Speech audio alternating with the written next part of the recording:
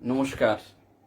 সৎ কথায় প্রতিদিনের প্রার্থনার ধারাবাহিক অনুধ্যানের আজ 238তম দিনের অনুধ্যান। আজকের অনুধ্যানের বিষয় শ্রীরামকৃষ্ণ চরণ সরোজে ভক্ত দেবেন্দ্রনাথ মজুমদার।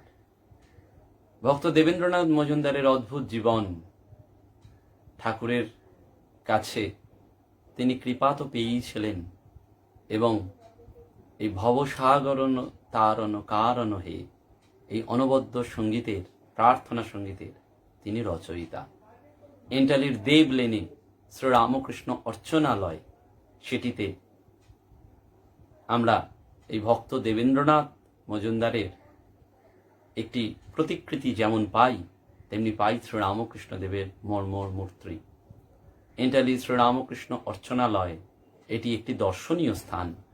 হাওড়া কলকাতার অগণিত ভক্ত মানুষ সেটি দর্শন করে কৃতার্থ হন এবং পবিত্র এই আশ্রম প্রাঙ্গণে গেলে মন ভরে যায়। এই দেবেন্দ্রনাথ মজুমদারের যে জীবন, লীলানাট্যে শ্রীরামকৃষ্ণ সকাশে আসা এবং তার চরণ সরোজে নিজেকে নিবেদন করে দেওয়ার স্মরণ মনন নিয়েই আজকের সৎকথায় প্রতিদিনের প্রার্থনার ধারাবাহিক অনুধ্যান। আমরা শুরুতেই আগে স্মরণ করে নিই যে এই দেবেন্দ্রনাথ আসলে কে। বর্তমান বাংলাদেশের যশোহর জেলার নড়াইল মহকুমার অধীন জগন্নাথপুর গ্রামে 1844 খ্রিস্টাব্দের জানুয়ারি মাসে দেবেন্দ্রনাথের জন্ম হয়। তার পিতা ছিলেন প্রসন্ননাথ মজুমদার। তার জন্মের 2 মাস পরেই দেহত্যাগ করেন। মাতা বামা সুন্দরী দীর্ঘকাল বেঁচেছিলেন। বাবার অকাল মৃত্যুতে জ্যাঠামশাই এই দেবেন্দ্রের অভিভাবক হয়েছিলেন। দাদা সুরেন্দ্র তখন কলকাতায় পড়তেন। তিনি দেবেন্দ্রের চেয়ে 5 বছরের বড় ছিলেন। আর জ্যাঠামশাইয়ের মৃত্যুর পর 21 বছর বয়সে এই সুরেন্দ্রই সংসারের ভার নেন।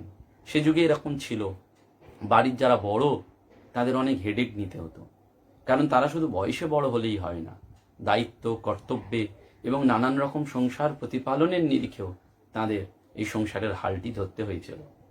পিতৃহীন দেবেন্দ্র শৈশবে সকলের আদর পেয়ে দুর্দান্ত হয়ে উঠেছিলেন। তার পাঠে মন নেই। একদিন মা দুষ্টুমির জন্যে শাস্তি দিতে তাকে তাড়া করলেন। লাফ দিয়ে পালাতে গিয়ে তার বাঁ হাতটা ভেঙে গেল। পরে হাড় জোড়া লাগলেও তা হাতটা বাঁকাই থেকে গিয়েছিল সারা জীবন। দেবেন্দ্র কলকাতায় এসেছিলেন পড়াশোনা করতে। বয়স 14-15 বছর। 4-5 বছর কাটিয়ে পড়াশোনা ত্যাগ করলেন। তবে পুঁথিবিদ্যার অবসান হলেও দাদা সুরেন্দ্রর সান্নিধ্যে তার সাহিত্য স্পৃহা বেড়ে গিয়েছিল। দাদা ছিলেন কবি। তার সাহিত্য আসরে নট সম্রাট গিরিশচন্দ্র আসতেন।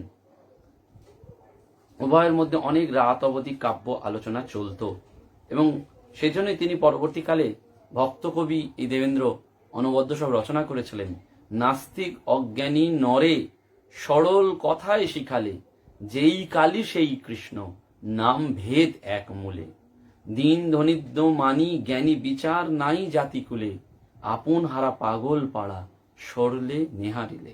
এই ভবসাগর তারণ কারণ হে, এই প্রার্থনা সঙ্গীতটি তিনি রচনা করলেন এবং বুঝে গেলেন কালী কৃষ্ণ এর মধ্যে কোনো ভেদ নেই। শ্রীরামকৃষ্ণ চরণে পদতলে তিনি লুটিয়ে পড়ে বলেছিলেন, ঠাকুর আমায় কৃপা করো করে আমায় সন্ন্যাস দাও। ঠাকুর তাকে তুলে ধরেছিলেন এবং সচিমাতার ভাবে গান ধরে যেন বুঝিয়ে দিয়েছিলেন, কেন নদে ছেড়ে সোনার গৌড় দণ্ডিধারী হবি, ও তোর ঘরে বধূ বিষ্ণুপ্রিয়া, তার দশা কি করবি। অর্থাৎ কেন তুই দণ্ডিধারী হবি, তোর ঘরে সংসার রয়েছে, সেই বিষ্ণুপ্রিয়ার দশা কি হবে।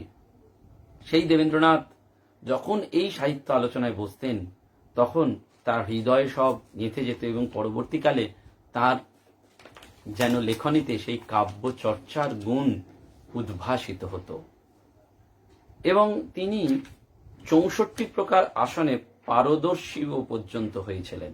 এই যোগাভ্যাস তার একটি অন্যতম গুণ ছিল। মাতা বামা সুন্দরী দেবেন্দ্রনাথকে বিয়ের জন্য ধরেছিলেন, কিন্তু তার ইচ্ছা ছিল না। বাধ্য হয়েছিলেন বিয়ে করতে। 1277 বঙ্গাব্দে 27 বছরে তিনি বিয়ে করেছিলেন এবং 8 বছর পরেই দাদা সুরেন্দ্রনাথও চলে গেলেন। দেবেন্দ্রনাথের জীবন তখন সমস্যা সংকুলময় হলো। দারিদ্র্যের যে কষ্ট সে অবর্ণনীয় ছিল এবং পরিবারের সব কিছু তার ওপর এসে পড়ল। ব্রাহ্মণ হয়ে অযাজনীয়দের বাড়িতে শ্রাদ্ধের দান পর্যন্ত তাকে স্বীকার করতে হয়েছিল। সব শেষে জোড়াসাগর ঠাকুর পরিবারে জমিদারির সেরেস্তায় একটা অল্প বেতনের তিনি চাকরি নিলেন। কিন্তু দেবেন্দ্র এই ঘুষটুসের জায়গায় চাকরি করে হীন হতে পারলেন না, যার ফলে তার ঋণ বেড়ে গেল। তিনি মনিবকে সব খুলে বললেন। মনিব দেবেন্দ্রনাথকে ভালোই চিনেছিলেন। স্বেচ্ছায় সমস্ত ঋণ পরিশোধ করে তাকে সাবধানে চলতে বললেন। সাংসারিক বিপর্যয়ের মধ্যেও যোগাভ্যাস রাখা খুব কষ্ট ছিল। টানা 11 বছর যোগাভ্যাসের ফলে তিনি দেবদেবীর সাক্ষাৎকার, জ্যোতি দর্শন, অদ্ভুত শব্দ শ্রবণ এইসব করতেন।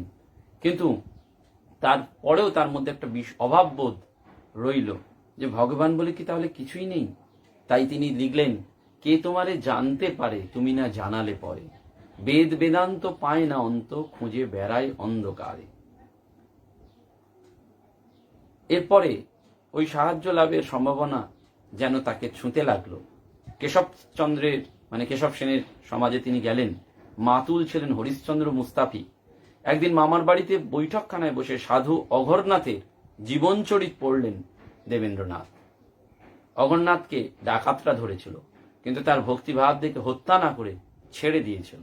একথা পড়ে পাগলের মতন চেঁচিয়ে উঠেছিলেন দেবেন্দ্রনাথ, কে বলে ভগবান নেই? এই যে ভগবান আছেন দেখছি, নইলে অঘরনাথকে কে বাঁচালো? ফিরে এলেন বাড়ি, ঘর বন্ধ করে ব্যাকুল হয়ে মাথা ঠুকে চুল ছিঁড়তে ছিঁড়তে বললেন, কে কোথায় আছো, দেখা দাও। এই ব্যাকুলতা দেখুন, গৃহী মানুষের জীবনের ব্যাকুলতা কত তীব্র হয়। আমরা নবগোপাল ঘোষকে যেমন দেখলাম, তেমনি এই গৃহস্থ ভক্ত দেবেন্দ্রনাথ 3 দিন 3 রাত কাটলো অনাহারে অনিদ্রায়। চতুর্থ দিন ভোরবেলায় ছাদে পায়চারি করছেন। পূর্ব আকাশে সিঁদুর ঢেলে টলমল করে যেন সূর্য উঠলেন। দেবেন্দ্র চেঁচিয়ে বললেন, কে বলে ভগবান নেই? ওই তো ভগবানের নিদর্শন। মন থেকে যেন উঠল, গুরু চাই। সেই যে ঠাকুরের কথা আছে, খুব ব্যাকুল হয়ে কাঁদলে তাকে দেখা যায়। মাগ ছেলের জন্য লোকে কত কাঁদে, টাকার জন্য কাঁদে, কিন্তু ভগবানের জন্য ব্যাকুলতা হলেই অরুণ উদয় হলো। তারপর সূর্য দেখা দেবেন। এই ব্যাকুলতার পরই ঈশ্বর দর্শন। ওই যে সূর্য উঠেই দেবেন্দ্রনাথ বলছেন, কে বলছে ভগবান নেই? ওই যে ব্যাকুলতা, অন্তর থেকে যদি কাঁদা যায় তাহলে ভগবান দেখা দেন। দেবেন্দ্রনাথ ভাবলেন কাল্লার ভগবান দাস বাবাজির কাছে যাবেন, কিন্তু কাল্লার স্টিমার চলে গেছে। ক্ষুণ্ণ মনে বাড়ি ফিরে এলেন দেবেন্দ্রনাথ। নগেন্দ্রনাথ মুখোপাধ্যায়ের বাড়িতে গেলেন। হাতের কাছে পেয়ে গেলেন ভক্তি চৈতন্য চন্দ্রিকা। পড়তে লাগলেন। এক জায়গায় উল্লেখ পেলেন পরমহংস রামকৃষ্ণ। এই কথাটাই তাকে মোহিত করল। তাই তো, পরমহংস তো খুব উচ্চ অবস্থা। ভগবত দর্শন না হলে কি এমন অবস্থা হয়? তিনি কি আমার সহায় হবেন? এক পরিচিত ব্যক্তির কাছ থেকে পরমহংসের সন্ধান পেলেন। বাসায় ফিরলেন, চললেন দক্ষিণেশ্বরে। পরবর্তীকালে সেই রচনা গানের মাধ্যমে ঝরে পড়ল, দুবাহু তুলিয়ে ডাকে আয় রে তোরা আয় চলে। অর্থাৎ ওই যে ঠাকুর দুবাহু তুলে যেন ডাকছেন, তোরা আয়। রামকৃষ্ণের আহ্বান যেন তিনি শুনতে পেয়েছেন। সেই জন্য বলে, আমি তো শুনেছি তাই মানি, আমি তো শুনেছি নূপুরের ধ্বনি তাই মানি, তুমি শোনোনি তাই মানো না। 1884 সাল, টলমল করছে গঙ্গা বক্ষে পাল তোলা নৌকো, আর তাতে দোলায়মান মতি দেবেন্দ্রনাথ। চলছেন শ্রীরামকৃষ্ণ সূর্য সকাশে। ভাবছেন কিরূপ সাধু কে জানে, না হলেই বোধহয় ভালো হতো। ঘাটে নৌকো লাগলো, দেবেন্দ্রনাথ নামলেন। স্নান করছিলেন নিরঞ্জন। বললেন, যান ঠাকুরের ঘরে যান। পশ্চিমের গোল বারান্দায় এলেন দেবেন্দ্র, কিন্তু ঠাকুর ঘরে নেই। অল্পক্ষণ পরে এলেন। দেবেন্দ্র বুঝতে পারলেন ইনি ঠাকুর। ভূমিষ্ঠ হয়ে প্রণাম করলেন। ঠাকুর বলেন, যান উদিকে ঘুরে আসুন, পাদুকা বাইরে রেখে আসুন। দেবেন্দ্র পুনঃ প্রণাম করে মাদুরে বসলেন। ঠাকুর জিজ্ঞাসা করলেন, কোথা থেকে আসা হচ্ছে? দেবেন্দ্র, কলকাতা থেকে। ঠাকুর, শ্রীকৃষ্ণের মতন ত্রিভঙ্গ হয়ে কি এমনি দেখতে? দেবেন্দ্র, না আপনাকে দেখতে। ঠাকুর বললেন, আমায় আর কি দেখবে, পড়ে গিয়ে হাত ভেঙে গেছে, হাত দিয়ে দেখো না এই জায়গাটি, দেখো হাড় ভেঙেছে কিনা, বড় যন্ত্রণা, কি করি। দেবেন্দ্রবাবু স্পর্শ করলেন। ভগবান এখন যেন সূচ আর ভক্ত চুম্বক। ঠাকুর ভগবান হয়েও জিজ্ঞেস করছেন এই নরলীলার জন্য দেবেন্দ্রকে, হ্যাঁ গা সারবে তো? দেবেন্দ্র বলছেন আজ্ঞে সেরে যাবে। ঠাকুর সঙ্গে সঙ্গে সকলকে ডেকে বলছেন, ওগো ইনি বলছেন আমার হাত সেরে যাবে, ইনি কলকাতা থেকে এসেছেন। দেবেন্দ্র ভাবছেন, এ আবার ঢং নয় তো, আমি এলাম সাধু দর্শনে আর ইনি আমাকেই সাধু বানালেন। আমি কি বাকসিদ্ধ? কি এর বিশ্বাস? এত সরল বিশ্বাস কি মানুষের হতে পারে, নাকি লোক দেখানোর ঢং? অর্থাৎ আমরা অনেক সময় সরলতা দেখেও বুঝতে পারি না সত্যি এত সরল হয়। আমরা অনেক সময় যখন কখনো কখনো ভক্তরা আমরা কেঁদে ফেলি, তখন ভাবিও ঢং দেখাচ্ছে, কিন্তু অনেক সময় আবেগ ভাব এসে যায়। দেখছেন তিনি ঠাকুরকে, তার চোখের পলক আর পড়ছে না। ইতিমধ্যে হরিশ এলো, সন্দেশ এবং জল দিল।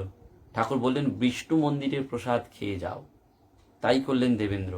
মুগ্ধ হলেন ঠাকুরের ব্যবহারে। দেখলেন অন্তর্যামীর মতন ঠাকুর তার কৃষ্ণ প্রীতি এবং নিরামিষ আহারের কথা জানতে পেরেছেন। সাধু সম্পর্কে চিরাচরিত যে ধারণা নিয়ে তিনি এসেছিলেন সেটি পেলেন না। আহারান্তে বিশ্রাম করে দেবালয় দর্শন করে আবার এলেন ঠাকুরের কাছে। তখন দেবেন্দ্র অসুস্থ, গা গরম, জ্বর এসেছে। ঠাকুর কলকাতায় পাঠিয়ে দিলেন তাকে নৌকো করে বাবুরামের সঙ্গে। আত্মীয়ের গৃহে এসে প্রবল জ্বরে অজ্ঞান প্রায় দেবেন্দ্র। নিজের বাড়িতে আর যাওয়া হলো না। ওই বাড়িতেই 41 দিন কেটে গেল। শুধু মাঝে মধ্যে পরমহংসদেবের নাম উচ্চারণ করছেন। রোগ যন্ত্রণায় অস্থির হয়ে চোখ ওপরে তুললেই শিয়রে তিনি ঠাকুরকে দেখতে পেতেন। আরোগ্য লাভ করলেন, কিন্তু আবার সংশয়। দক্ষিণেশ্বরের নামে তার আতঙ্ক। মনকে বোঝাচ্ছেন, সেখানে গেলে বুঝি তোমায় চতুর্ভুজ দেখিয়ে দেবেন। এই তো গেছিলে, কেমন ভগবান দেখে এলে। বাপ, প্রাণ নিয়ে টানাটানি, তার চেয়ে বামুনের ছেলে গায়ত্রী জপ করো। দেবেন্দ্র গায়ত্রী জপ করলেন। কখনো কখনো রাত্রি কেটে যাচ্ছে। বহুদিন পরে তিনি নগেন্দ্রনাথ মুখোপাধ্যায়ের বৈঠক ঘরে এসে বসেছেন। সুলভ সমাচারে চোখ বোলাচ্ছেন। দেখলেন আজ বেলা 5টায় রামকৃষ্ণ পরমহংস বাগবাজারে শ্রীযুক্ত বলরাম বসুর বাড়িতে ভক্ত সহ মিলিত হবেন। পরমহংস নামের এই বিমোহিনী শক্তি তাকে আবার টান আলো। এটি যেই দেখতে পেলেন, তিনি আবার যেন টান অনুভব করলেন। ছুটে চললেন বলরাম ভবনে। দেখলেন ঠাকুর কীর্তন আনন্দে নাচছেন। দেবেন্দ্রনাথ মনে মনে লজ্জিত হলেন। এতদিন আসনি? ঠাকুর ঠিক চিনতে পেরেছেন। এত ভিড়ে বোধহয় পারবেন না। টুক করে প্রণামটা সেরে নিতে গিয়েছিলেন, কিন্তু কি আশ্চর্য, যেই প্রণাম করছেন সঙ্গে সঙ্গে পিঠে হাত দিয়ে ঠাকুর বলছেন, কি গো কেমন আছো, এতদিন ওখানে যাওনি কেন? আমি তো তোমার কথা প্রায়ই ভাবি। লুকিয়ে থাকি আমি, পালিয়ে বেড়াই, ধরা পড়ে গেছি আর কি হারাই। বলছেন আমি লুকিয়ে থাকলে, পালিয়ে বেড়ালেও তিনি আমাকে ধরে ফেলেন।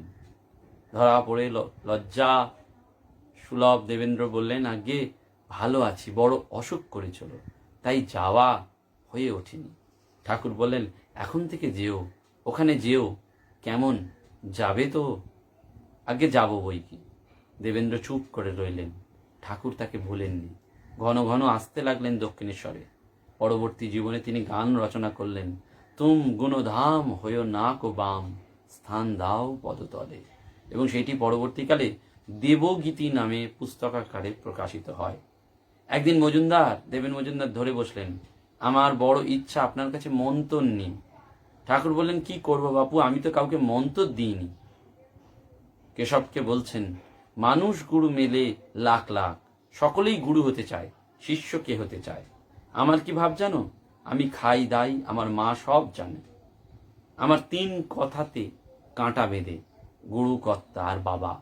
অর্থাৎ ঠাকুর এই গুরু, কর্তা, বাবা, এই যে অহংকার সূচক কথাগুলো যেন চাইছেন না, সেজন্য তার শুলের মতন বিধছে। তাই মন্ত্র চাইলেও তিনি মন্ত্র দেওয়ার কথা ভাবতে পারছেন না। দেবেন্দ্রনাথ নিরাশ হলেন না, সুযোগের অপেক্ষায় রইলেন।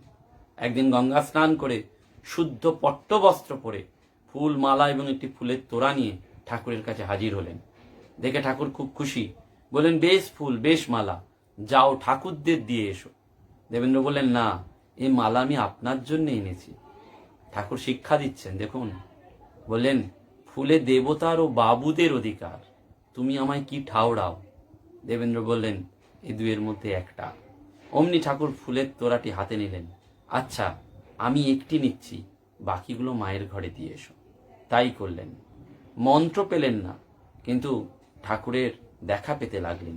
কখনো দেখছেন তিনি সামনে চলছেন, কখনো দেখছেন পাশে পাশে, কখনো সঙ্গে সঙ্গে, যেন ওই কোলে করে আছো মোর দিবস জামিনী। আরেকদিন বালক ভক্ত ঠাকুরের সেবা করছেন দেখে দেবেন্দ্ররও মনে ইচ্ছা হলো সেবা করি। সুযোগ পেয়ে ঠাকুরের পেছন পেছন তিনি গাড়ু গামছা নিয়ে চললেন। কিছুদূর এগিয়ে পিছন ফিরে তাকে দেখেই ঠাকুর আঁতকে উঠলেন। তুমি কেন নিয়ে এসছো? তোমার সঙ্গে আমার যে অভাব নয়। অভিমানী মজুমদার ভাবলেন, আমি কি এত হীন যে গাড়ু গামছা বইবারও আমার অধিকার নেই? অগত্যা অপরাধীর মতন গাড়ু রেখে তিনি পঞ্চবটি মূলে চিন্তায় মগ্ন হলেন। চিন্তা থেকে ধ্যান হলো, জ্ঞান হলো। দেখতে পেলেন ঠাকুর দাঁড়িয়ে আছেন, বলছেন, দেখো, তোমায় কিচ্ছু করতে হবে না, তুমি সকাল সন্ধে হাততালি দিয়ে হরিনাম করো, তাহলেই হবে। হরিনাম চৈতন্যদেব প্রচার করেছিলেন, বড় সিদ্ধ নাম, আর এখানে আনাগোনা করলে সব হয়ে যাবে। অর্থাৎ ভক্ত দেবেনকে শ্রীরামকৃষ্ণ বলে দিচ্ছেন যে তিনি হরিনাম, কারণ তিনি কৃষ্ণ ভক্ত, তাই হরিনাম করলেই তার সব হয়ে যাবে এবং ঠাকুরের কাছে গেলেই হবে। ওই যে ঠাকুর বলছেন না, আমি কে, তোমার সাথে আমাদের কি সম্পর্ক, এই যে বেসিক রুট গুলো আমরা যদি জেনে নিই তাহলেই সবকিছু হবে। দেবেন্দ্রনাথ যে কৃষ্ণ ভক্ত এবং নিরামিষাসী, সেটি অন্তর্যামী শ্রীরামকৃষ্ণ জেনে তাকে বৈষ্ণব মার্গেই রাখতে চেয়েছেন, কারণ তিনি কারোর ভাব নষ্ট করতেন না। একদিন ঠাকুর তাকে জিজ্ঞেস করলেন, হ্যাঁ গা, তুমি যেখানে আসছো যাচ্ছ তা কিছু বুঝলে? কি হলো? দেবেনবাবু বললেন, তামশাই, এমন কিছু বিশেষ তো বুঝতে পারছি না, তবে ধর্ম সম্বন্ধে, ঈশ্বর সম্বন্ধে জানবার জন্যে আর কোথাও যেতে ইচ্ছে হয় না, আর মনটাও তেমন আঁক পাঁক করে না। ঠাকুর দু হাতের আঙুল আটকে বললেন, তুমি অনেক করেছো বটে, কিন্তু খাপে খাপে লাগেনি। কি জানো, যে ঘরের চেয়ে। পূর্ণ বিশ্বাস নিয়ে দেবেন্দ্র হরিনাম জপে মন দিলেন। এমন জপে অভ্যস্ত হলেন যে ঘুমোতে ঘুমোতেও তার মুখ থেকে হরি হরি ধ্বনি হতো। আত্মীয় স্বজন তার কাছে কাল সর্প মনে হলো। বিষয়ের সংস্পর্শ তিনি অসহ্য বোধ করতে লাগলেন। ঠাকুর তখন সব জেনে তার জন্য প্রার্থনা করলেন, মা, ওকে অত দিস না, আহা, ও ছাপোষা লোক, ওর মুখ চেয়ে কত লোক রয়েছে। অর্থাৎ গৃহস্থ মানুষ অত পারবে না, সেটিও ঠাকুর যেন জানতেন। ভক্ত বৎসল সেই জন্য যেন সেটিও তাকে জানিয়ে দিচ্ছেন। দেবেন্দ্রনাথ স্বামীজির মতন ঠাকুরকে পুরোপুরি বাজিয়ে নিয়েছিলেন। একদিন তার ছোট্ট চৌকির তোষকে রূপোর দুখানি অর্থাৎ টাকা এনে একটি দুয়ানি এনে রাখলেন রূপোর। ঠাকুর বসতে গিয়েও বসতে পারলেন না। হঠাৎ দেবেন্দ্রের দিকে তাকিয়ে বলে উঠলেন, হ্যাঁ গা, এমন হচ্ছে কেন? আমি বিছানা ছুঁতে পারছি না কেন? লজ্জায় দেবেন্দ্র অপরাধ স্বীকার করলেন। ঠাকুর হেসে বললেন, কি আমায় বীরে দেখছো নাকি? তা বেশ বেশ। এই কাঞ্চন ত্যাগের পরীক্ষাটি তিনি করলেন, কামিনী ত্যাগেরও তাই। রসরাজ ঠাকুর একদিন দেবেন্দ্রকে বললেন, একজন মেয়ের জন্য তার মন কেমন করছে, অনেকদিন তাকে দেখিনি। রসগোল্লা এনে দেবেন্দ্রকে খাওয়ালেন আর বললেন যে ওই মেয়েটি দিয়েছে, বড্ড ভালোবাসি। দেবেন্দ্র সন্দেহ হলো। অবশেষে ঠাকুর গাড়ি করে ওই মেয়ের বাড়ি চললেন। দেবেন্দ্রও আমন্ত্রিত হয়ে উঠলেন। দেবেন্দ্র সন্দেহ হচ্ছে। ঠাকুর বাড়ির ভেতরে গেলেন। খানিকক্ষণ পরে দেবেন্দ্রও গেলেন। গিয়ে দেখলেন এক বৃদ্ধা বাৎসল্যভাবে বিভোর সজল নয়নে পাশে বসে ঠাকুরকে খাওয়াচ্ছেন, আর ঠাকুর বালকের মতন আলু থালু বসে সেই বৃদ্ধার হাত থেকে রসগোল্লা গ্রহণ করছেন। দেবেন্দ্র নিজেকে ধিক্কার দিলেন। তিনি জানতে পারলেন এই বৃদ্ধা হলেন যদু মল্লিকের মা। কতটা আত্মশোচনা হলো, অনুশোচনা হলো যে একটা কাঞ্চন আর কামিনী দুটো টেস্ট করলেন, দুটোতেই উত্তীর্ণ শ্রীরামকৃষ্ণ।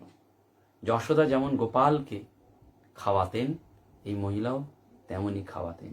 বলছেন, বাবা, অনেক বছর আগে শ্রী শ্রী চৈতন্য চরিতামৃত গ্রন্থে পড়েছিলাম কেমন করে চৈতন্যদেবের মা তার ছেলেকে খাইয়ে দিতেন। সেদিন থেকে ভাবতাম, আমি যদি চৈতন্যের মা হতাম তাহলে আমিও তাকে খাওয়াতে পারতাম। আমার কি সৌভাগ্য যে এই ঠাকুরকে তিনি খাওয়াতে পারছেন। আরেকবার দেবেন্দ্রনাথ দক্ষিণেশ্বরে যাচ্ছেন মিহিদানা নিয়ে। পথে এক মুসলমান বাগ্মী সামনে বসেছিলেন। লক্ষ্য করলেন লোকটা বক্তৃতা দেওয়ার সময় চারিদিকে থুতুর ছিটে ছড়াচ্ছে। তার মিষ্টির প্যাকেটেও কি তবে পড়ল? কিন্তু যদি থুতুর ছিটে ফোটাও পড়ে তবে তো গঙ্গায় ফেলে দেওয়া উচিত হবে। আর যদি তা না হয়, এত ভক্তের সামনে যদি তিনি ওটি ছুঁতে না পারেন ঠাকুর, তাহলে তো অপমানে পড়ে যাবেন। দক্ষিণেশ্বরে নেবে তার মনটার পরিবর্তন হলো। কয়েক ফোঁটা গঙ্গাজল ছিটিয়ে তিনি প্যাকেটটা নিয়ে গেলেন। ঠাকুরের ঘর খালি দেখে তিনি ওটি তাকের ওপর রেখে দিলেন। যখন ঠাকুর ঘরে ঢুকলেন, কিছু খেতে চেয়ে খুঁজতে খুঁজতে ওইটি পেয়ে বেশ মিহিদানা খেলেন। বাকিগুলো ভক্তদের মধ্যে ভাগ করে দিলেন। দেবেন্দ্র ঠাকুরের কৃপায় মুগ্ধ হলেন। ঘর থেকে বেরিয়ে আনন্দের অশ্রু বর্ষণ করতে করতে জনৈক ভক্তকে গুরুদেব দয়া করো দীন জনে, কিংবা বলছেন তুমি গুণধাম হয়েও নাকো বাম, স্থান দাও পদতলে। আবার লিখছেন তুমি কি সন্ন্যাসী গোরা মাতোয়ারা নাম গানে, ডুবালে তরালে নদে রাধা প্রেম বিতরণে। ঠাকুরকে ভক্তরা নিজের বাড়িতে এনে আমোদ আহ্লাদ করতেন। দেবেন্দ্রর ইচ্ছা হয়েছিল। ঠাকুর বললেন তোমার আয় কম, বেশি লোক বলো না কিন্তু, আর গাড়ি ভাড়া বড্ড বেশি। দেবেন্দ্র বললেন তা হোক না, আয় কম হলেও ঋণং কৃত্যা ঘৃতং পিবে। ঠাকুর হাসতে লাগলেন। বাড়ি এসে বলছেন দেবেন্দ্র আমার জন্যে খাবার কিছু করো না, অমনি সামান্য, শরীর তো ভালো নয়। ভক্তদের নিয়ে মজলিস করে বসে আছেন, খোল করতালে সংকীর্তন করছেন কীর্তনিয়া। ঠাকুর সমাধিস্থ, ভীষণ গরম। দেবেন্দ্র কুলপি বরফ বানিয়েছেন। কুলপি খেয়ে ঠাকুরের কি আনন্দ! বলেন বেশ কীর্তন হলো, গোপীদের প্রেমোন্মাদের অবস্থা কি আশ্চর্য! ঠাকুর ভাবোল্লাসে গান করছেন। দেবেন্দ্রাদি ভক্তেরা ঠাকুরকে গাড়িতে তুলে দিলেন। 1900 খ্রিস্টাব্দের 6 মে শ্রী শ্রী রামকৃষ্ণ অর্চনালয় প্রতিষ্ঠিত হয়েছিল। এই যে এন্টালির যেটি আমরা বলছি, এটি একটি ভক্তগোষ্ঠীর শ্রদ্ধা পূর্ণ স্থান। 1901 সালের 7 মে অর্চনালয়ে প্রথম শ্রীরামকৃষ্ণ মহোৎসব হয়। পরের বছরগুলিতেও হয়েছিল। 1904-এ দেবেন্দ্র ভক্ত হেমচন্দ্র ঠাকুরকে রথে বসিয়ে আনন্দোৎসব করেন এবং বালককে দেবেন্দ্র রচিত একটি গান শিখিয়ে দেওয়া হয়েছিল। ওরা রথের সামনে নাচতে নাচতে গিয়েছিল এলো তোর দুষ্টু ছেলে তুষ্ট করে নে মা কোলে, যাব আর কার কাছে মা, বাবা নিদয়ে গেছেন ফেলে। মা এসেছিলেন উৎসবে, শ্রী মা এসেই বালক মুখে গান শুনে বুঝতে পারলেন দেবেন্দ্রের আরতি। তিনি ঘোমটা খুলে দেবেন্দ্রকে কাছে ডেকে প্রাণ খুলে আশীর্বাদ করলেন এবং এই গানের শেষ কলিটি আমাদের ভাবরাজ্যে যেন চাক্ষুষ স্মরণ করিয়ে দেয়, যেখানে তিনি বলছেন দেখি মা কেমন করে থাকতে পারে ছেলে ভুলে। মা দেবেন্দ্রর সামনেই প্রথম ঘোমটা খুলে কথা বললেন। শেষে বয়সে দেবেন্দ্রের স্বাস্থ্য ভালো ছিল না। স্বাস্থ্যোদ্ধারের জন্য তিনি কিছুদিন পুরীতে কাটিয়েছিলেন।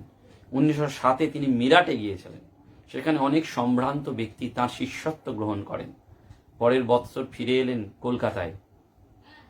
ভক্তগণ তাকে দুর্বল শরীরে পরের দাসত্ব থেকে মুক্তি দিতে তার সংসারের সব দায়ভার নিজের কাঁধে তুলে নিল।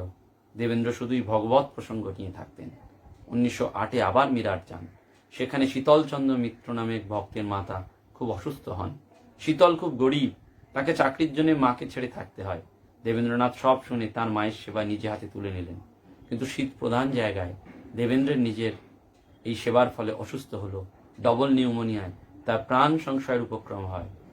ভক্তদের যত্নে তিনি রক্ষা পেলেন এবং পরের বছর মার্চে তিনি কলকাতায় ফিরে এলেন। কলকাতায় তার স্বাস্থ্যের ক্রমেই অবনতি হয়েছিল। ভক্ত সমাগম এবং উপদেশ দান তার বেড়ে গিয়েছিল। 1911 সালে 68 বছর বয়সে তিনি শ্বাস প্রশ্বাসের কষ্ট নিয়ে শ্রীরামকৃষ্ণ লোকে পাড়ি দিয়েছেন। ঘন্টার পর ঘন্টা তিনি ভক্তদের উপদেশ দিয়েছেন এবং এপ্রিল মাসের গুড ফ্রাইডে ছুটিতে মহাসমারোহে তার জীবনের শেষ শ্রীরামকৃষ্ণ উৎসবটি পালিত হয়েছিল। সেখানে তিনি নাচ গান আনন্দে নিজে মেতেছিলেন, অন্যকেও মাতিয়েছিলেন এবং বুঝিয়ে দিয়েছিলেন যে তার শরীর বেশি দিন থাকবে না। 14 অক্টোবর 1911 সাল বেলা 1:55 তিনি শ্রীরামকৃষ্ণ লোকে চলে গেলেন এবং এই সংবাদ বেলুড় মঠ এবং ঠাকুরের ভক্তদের কাছে পৌঁছে গিয়েছিল। স্বামী সুবোধানন্দ, শ্রীম মহেন্দ্রনাথ দত্ত, সবাই এসেছিলেন, তার মুখে পবিত্র গঙ্গার জল দিয়ে নমো ভগবতে রামকৃষ্ণায় মন্ত্র উচ্চারণ করেছিলেন এবং তার স্বরচিত বাউল গান যেন একটা রূপ পেয়েছিল। যে হও তুমি দয়ার খনি, স্থান দিও ওই চরণে, তব পদ ভেলা ভাসিয়ে ভবে পার হয়ে যাই তুফানে।